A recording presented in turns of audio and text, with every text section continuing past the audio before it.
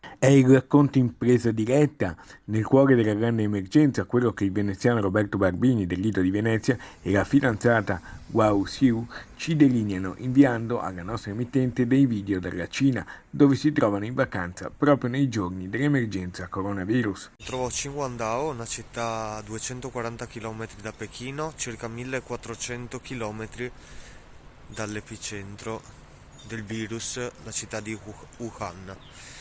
Mi trovo all'esterno di un centro residenziale di 6.000 persone circa, questa è una delle 5 entrate, lo potete vedere, ed è stata chiusa, sono state chiuse 4, ce n'è solo una aperta, ti fanno controlli per la temperatura, quindi nonostante la distanza ci sono misure di sicurezza molto ferree. Il reportage prosegue. Supermercati, ristoranti, negozi vari completamente chiusi.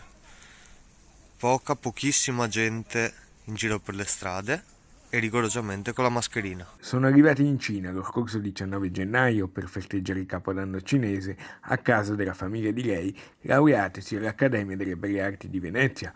Molto probabilmente rientreranno in Italia in anticipo. Questa è la situazione a Qingdao, è una città da 2 milioni e mezzo di persone, sembra una città fantasma. Strade semideserte e popolazione chiusa in casa per evitare ogni rischio di possibile contagio, controlli e posti di blocco anche per chi è in auto. Qua macchine, persone, a tutti viene controllata la temperatura.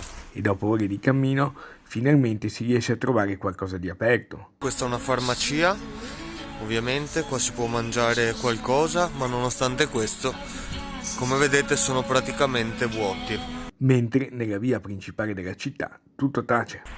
Poche macchine che passano e nessun passante.